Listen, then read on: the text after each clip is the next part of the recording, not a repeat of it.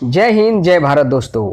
आज के इस वीडियो में बताऊंगा कि सिविल इंजीनियर का काम क्या होता है, सिविल इंजीनियर बनने के लिए 10th और 12th के बाद क्या करना पड़ता है और सिविल इंजीनियर को सैलरी कितनी मिलती है। पूरी कंप्लीट जानकारी इस वीडियो में देने वाला हूं, तो इस वीडियो को अंत तक जरूर देखिएगा। तो हाय दोस्तों, मेरा नाम है नीरज और आप देख रहे हो ऑल न्यूज पोल। तो दोस्तों, सबसे पहले हम जानते हैं कि सिविल इंजीनियर का काम क्या होता है। तो दोस्तों, जब भी सरकार किसी भी तरह का निर्माण का योजना बनाती है तो सबसे पहले सिविल इंजीनियर उस योजना की प्लानिंग, डिजाइनिंग व संरचनात्मक कार्यों को लेकर रिसर्च और समाधान तैयार करने का कार्य करता है। जैसे बिल्डिंग, घर, सड़क, डैम, नहर, स्टेडियम, शॉपिंग मॉल्स, एयरपोर्ट इत्यादि निर्माण और मेंटेनेंस वाले प्रोजेक्ट पर काम किया जाता है।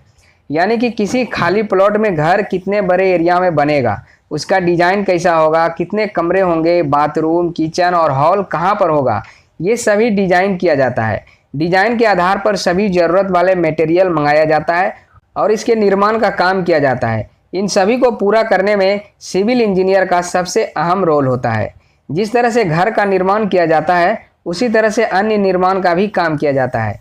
सिविल इंजीनियर का इस्तेमाल पब्लिक सेक्टर वाले क्षेत्र, नगर पालिका से सरकारी राष्ट्रीय कामों तक और प्राइवेट सेक्टर में पर्सनल घरों से लेकर इंटरनेशनल कंपनीज तक किया जाता है।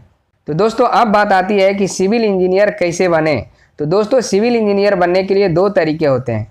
पहला तरीका होता है 10th पास करने के बाद सिविल इंजीनियरिंग का डिप्लोमा कोर्स। इसमें होता यह है कि जैसे 10th का एग्ज़ाम पास करने के बाद पॉलिटेक्निक कॉलेज में 3 साल तक डिप्लोमा इन सिविल इंजीनियरिंग की पढ़ाई करनी होती है। उसके बाद आप एक जूनियर इंजीनियर बन जाते हैं और अगर आप सीनियर इंजीनियर बनना चाहते हैं तो इसके बाद भी इंजीनियरिंग कॉलेज में डिग्री कोर्स कर सकते हैं। इसके लिए आपको डिग्री कॉलेज में 2nd ईयर में एडमिशन होता है और यहाँ पर 3 साल पूरा करके डिग्री हासिल कर सकते हैं। एक तरीका तो ये हो गया और दूसरा ये है कि 12th के बाद सिविल इंजीनियरिंग का डिग्री कोर्स करना। इसमें आपको 12th में साइंस यानी फिजिक्स, केमिस्ट्री, मैथ के साथ पास करना होता है, जिसके बाद IIT एंट्रेंस एग्जाम में बैठ सकते हैं।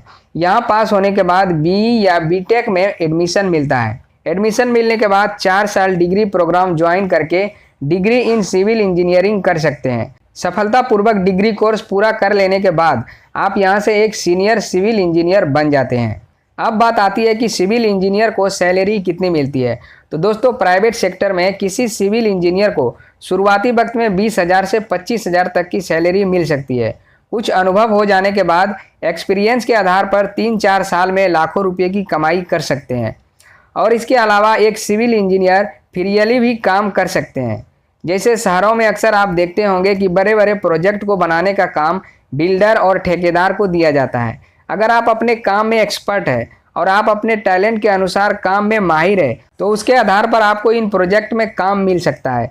इसके अलावा घरों के निर्माण करने वाले ठेकेदारों से मिलकर आप अनेकों तरह के काम भी ले सकते हैं और अच्छी खासी कमाई कर सकते हैं।